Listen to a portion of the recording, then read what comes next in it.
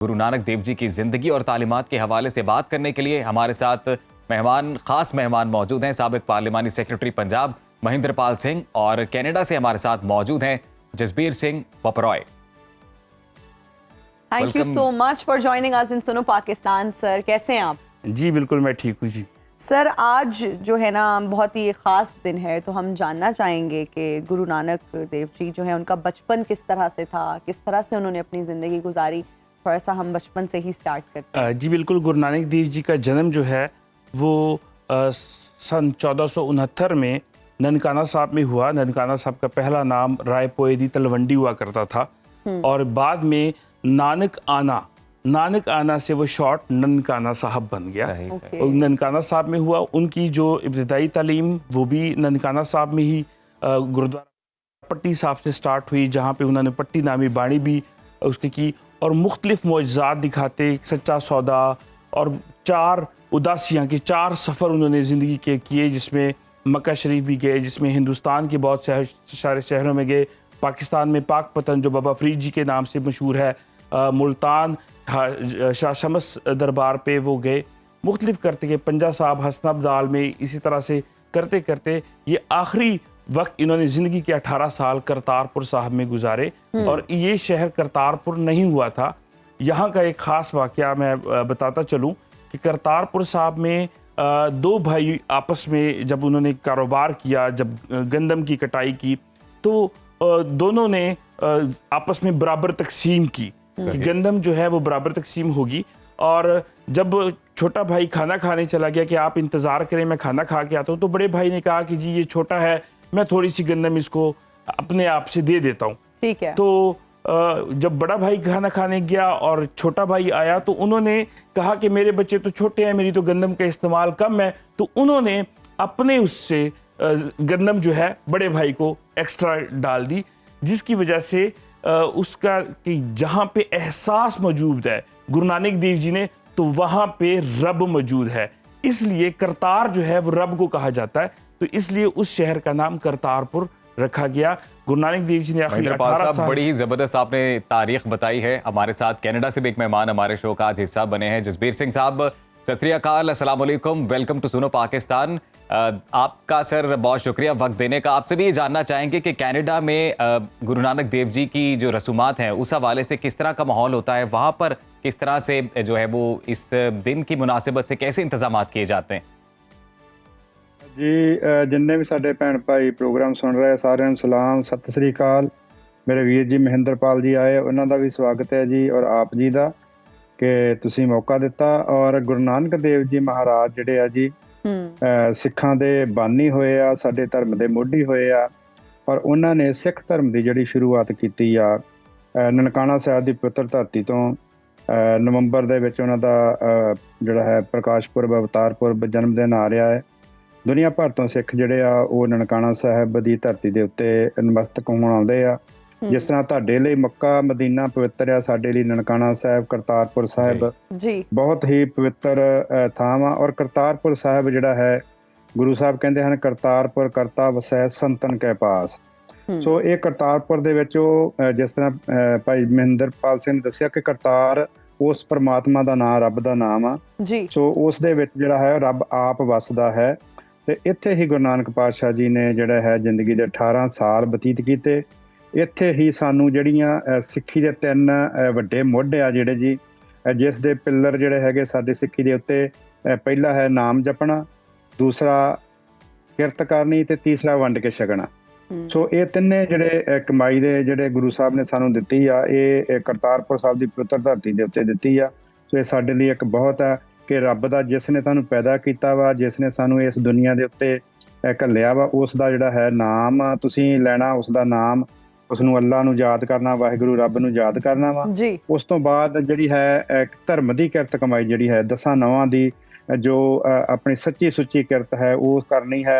ते उस तो बाद फिर अपना दसवंध कढ के लोड़वंद गरीबां दे लई, मजलूमां दे लई, जिथे भी तुहाडी किते मदद की लोड़ है तां उस दे लई। और इस दी बदौलत ही गुरु नानक पातशाह जी का जिहड़ा सच्चा सौदा है वो दुनिया भर दे विच जिहड़ा फ्री किचन जिहड़ी हैगी लंगर चल रहे हैं।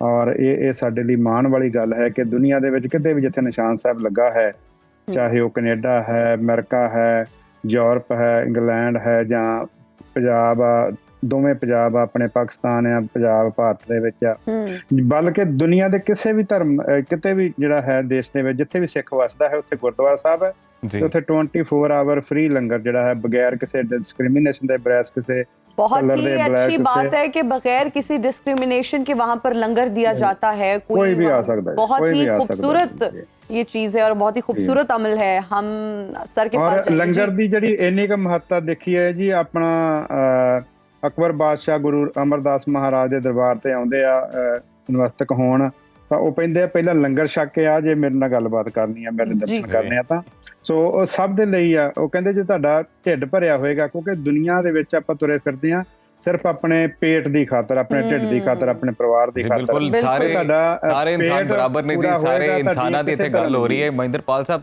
ਤੁਹਾਡੇ ਕੋਲੋਂ ਅਸੀਂ ਇਹ ਜਾਨਣਾ ਚਾਹੁੰਦੇ ਹਾਂ ਸਰ ਕਿ ਬਾਬਾ ਗੁਰੂ ਨਾਨਕ ਸਾਹਿਬ ਦੀ ਜਦੋਂ ਗੱਲ ਹੋ ਰਹੀ ਹੈ ਉਹਨਾਂ ਦਾ ਫਲਸਫਾ ਕੀ ਹੈ ਕਿ ਇਨਸਾਨੀਅਤ ਲਈ ਉਹਨਾਂ ਦੀ ਜਿਹੜੀ ਖਿਦਮਤ ਨੇ ਉਹ ਅਸੀਂ ਚਾਹੁੰਦੇ ਹਾਂ ਆਪਣੇ ਨਾਜ਼ਰੀਨ ਤੱਕ ਪਹੁੰਚਾਈਏ। ਅੱਛਾ, ਇੱਕ ਫਲਸਫਾ ਤੇ ਜੋ ਮੇਨ ਹੈ ਉਹ ਦੱਸਿਆ ਵੀਰ ਜੀ ਜਸਬੀਰ ਸਿੰਘ ਬਪਰਾਏ ਸਾਹਿਬ ਨੇ ਕਿ ਜੀ ਨਾਮ ਜਪਣਾ, ਕਿਰਤ ਕਮਾਈ ਕਰਨੀ ਤੇ ਵੰਡ ਛਕਣਾ, ਇਹ ਫਲਸਫਾ ਵੀ ਹੈ ਔਰ ਇਹ ਜ਼ਿੰਦਗੀ ਦੀ ਕਮਾਈ ਵੀ ਹੈ ਜੀ। ਮੇਨ ਚੀਜ਼ ਕਿ ਇਹਦੇ ਵਿੱਚ ਕੋਈ ਨੁਕਸਾਨ ਨਹੀਂ ਹੈ। ਨਾਮ ਜਪਣਾ, ਰੱਬ ਨੂੰ ਯਾਦ ਕਰਨਾ, ਇਹ ਵੀ ਤੁਹਾਡੀ ਕਮਾਈ ਹੈ, ਤੁਹਾਡੇ ਆਪਣਾ ਫਾਇਦਾ ਹੈ। ਜੋ ਕਿਰਤ ਕਮਾਈ ਹੈ, ਹਲਾਲ ਰਿਜ਼ਕ ਕਮਾਣਾ, ਹਲਾਲ ਤਰੀਕੇ ਨਾਲ ਰਿਜ਼ਕ ਕਮਾਣਾ, ਉਹ ਵੀ ਕਿਰਤ ਕਮਾਈ ਹੈ ਤੇ ਵੰਡ ਕੇ ਛਕਣਾ ਉਹ ਵੀ ਕਮਾਈ ਹੈ ਕਿ ਅਗਰ ਤੁਸੀਂ ਤਕਸੀਮ ਕਰਕੇ ਖਾਂਦੇ ਹੋ ਤੇ ਉਹ ਵੀ ਤੁਹਾਡਾ ਹੀ ਬੈਨੀਫਿਟ ਹੈ। ਜਿਸ ਤਰ੍ਹਾਂ ਇਸਲਾਮ ਦੇ ਵਿੱਚ ਹੈ ਕਿ ਅਗਰ ਤੁਸੀਂ ਕਿਸੇ ਨੂੰ ਰੱਬ ਦੇ ਨਾਂ ਤੇ ਕਿਸੇ ਨੂੰ ਤੁਸੀਂ ਖਵਾਉਂਦੇ ਹੋ ਜਾਂ ਕਿਸੇ ਦੀ ਮਦਦ ਕਰਦੇ ਹੋ ਤੇ ਰੱਬ ਤੁਹਾਨੂੰ 10 ਗੁਣਾ ਜ਼ਿਆਦਾ ਕਰਕੇ ਮੋੜਦਾ ਹੈ। ਇਹ ਵੀ ਇੱਕ ਕਮਾਈ ਹੈ। ਤੇ ਇੱਕ ਫਲਸਫਾ ਦੂਸਰਾ ਇਨਸਾਨੀਅਤ ਦਾ ਫਲਸਫਾ ਉਹਨਾਂ ਨੇ ਦੱਸਿਆ ਕਿ ਸਭ ਨੂੰ ਔਰਤ ਹੈ ਜਾਂ ਮਰਦ ਹੈ, ਕਿ ਕੋਈ ਜ਼ਾਤ ਪਾਤ, ਕੋਈ ਰੰਗ, ਕੋਈ ਅਮੀਰ ਗਰੀਬ, ਸਭ ਨੂੰ ਇੱਕ ਬਰਾਬਰ ਜਾਣਿਆ ਹੈ। ਜਿਵੇਂ ਜਿਸ ਤਰ੍ਹਾਂ ਇਹਨਾਂ ਨੇ ਦੱਸਿਆ ਕਿ ਪਹਿਲੇ ਲੰਗਰ ਛਕ ਕੇ ਆਓ, ਲੰਗਰ ਅਸੀਂ ਸਭ ਜ਼ਮੀਨ ਤੇ ਬੈਠ ਕੇ ਇੱਕ ਬਰਾਬਰ, ਕਿ ਗਰੀਬ ਹੈ ਜਾਂ ਅਮੀਰ ਹੈ ਉਹ ਇਕੱਠੇ ਬੈਠ ਕੇ ਖਾਣਗੇ। ਐਸਾ ਨਹੀਂ ਹੈ ਕਿ ਅਮੀਰ ਨੂੰ ਪ੍ਰੋਟੋਕੋਲ ਦਿੱਤਾ ਜਾਵੇ ਔਰ ਗਰੀਬ, ਜੋ ਪ੍ਰੋਟੋਕੋਲ ਅਮੀਰ ਨੂੰ ਦਿੱਤਾ ਜਾਏਗਾ ਉਹੀ ਗਰੀਬ ਨੂੰ ਹੀ ਦਿੱਤਾ ਜਾਏਗਾ। तो सब एक ਬਰਾਬਰੀ ਦਾ, ਇਨਸਾਨੀਅਤ ਦਾ ਉਹਨਾਂ ਨੇ ਫਲਸਫਾ ਦਿੱਤਾ ਹੈ। ਔਰ ਇਸੀ ਉਸ ਵਕਤ ਜਦੋਂ ਲੋਕ ਜਿਹੜੇ ਸਨ ਉਹ ਮਜ਼ਹਬ ਧਰਮਾਂ ਦੇ ਨਾਮ ਤੇ ਇੱਕ ਦੂਸਰੇ ਤੋਂ ਨਫ਼ਰਤ ਕਰਦੇ ਸਨ, ਇੱਕ ਦੂਸਰੇ ਦੇ ਕਤਲ ਕਰਦੇ ਸਨ, ਉਸ ਵਕਤ ਉਹਨੇ ਫਲਸਫਾ ਦਿੱਤਾ ਕਿ ਇਨਸਾਨ ਜਿਹੜਾ ਹੈ ਉਹ ਸਭ ਤੋਂ ਜ਼ਿਆਦਾ ਅਹਿਮੀਅਤ ਰੱਖਦਾ ਹੈ, ਨਾ ਕਿ ਕੋਈ ਮਜ਼ਹਬ ਦਾ ਕੋਈ मजहब, क्योंकि इंसानियत जो है रब ने इंसानियत पैदा की। दीन इस्लाम का भी मैसेज यही है कि जी किसी अरबी को अजमी पे कोई फौकियत हासिल नहीं है, सब इंसान बराबर हैं। महेंद्रपाल साहब, आप भी से जब थोड़ी देर पहले बात हो रही थी तो आपने लिबास से मुतल्लिक एक वाकया बताया था और बिलखसूस आपने जो आज लिबास पहना हुआ है उसका भी आप बता रहे थे कि आज के दिन की मुनासिबत से कोई स्पेशलिटी है, तो ये बताइएगा। जी बिल्कुल, क्योंकि आज गुरु नानक देव जी की वफात का दिन है और उस वफात के दिन के हवाले से क्योंकि करतारपुर साहब की बात है, वफात की बात है, तो मैं वो वाकया सुना दूं। क्योंकि गुरु नानक देव जी की तालीमात से बहुत करीब तर थी और इनकी बाबा फरीद जी साहब से तल्लक और जितने भी मुसलमान उस वक्त के औलिया कराम थे उनके साथ उनका बड़ा गहरा तल्लक था, जिसकी वजह से मुसलमान समझते थे कि ये शायद मुसलमान है और सिख, जारी बात है वो सिख धर्म के बानी है। तो जब उनकी वफात हुई तो इस बात का झगड़ा था कि इनको दफनाना है या सिख मजहब के जो उस वक्त की रसूमात के मुताबिक उसका संस्कार करना है।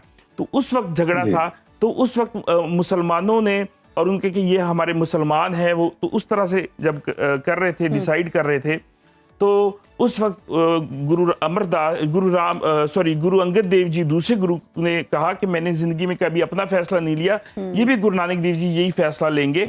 तो उस वक्त जब देखा तो उनकी मैयत गायब थी, तो उनकी जो कफन था और दूसरी चादर जो उनका सामान था, फूल वगैरह थे, उनको 2 हिस्सों में तकसीम किया गया। एक हिस्सा मुसलमानों को दिया गया, उन्होंने वो अपने तौर तरीके के साथ दफनाया और एक सिखों ने रखा जिसका संस्कार किया गया। इसलिए ये वाहद मैयत है, ये वाहद जो एक वफात है जिसकी एट अ टाइम कब्र भी बनी हुई है, मजार भी बना हुआ है और उनकी समाध भी बनी हुई है। तो ये करतारपुर साहब में है, तो उसी लिहाज से मैंने कपड़ों का वो किया है कि वाइट कपड़े भी उस तरह वाइट कपड़े। आप कहीं भी हो, वक्त कोई भी हो, बाखबर रहिए दुनिया के हालात व वाकयात से। अभी सब्सक्राइब कीजिए सुनो न्यूज के YouTube चैनल को और क्लिक करें बेल आइकन को, ताकि आप हमेशा बाखबर रह सकें।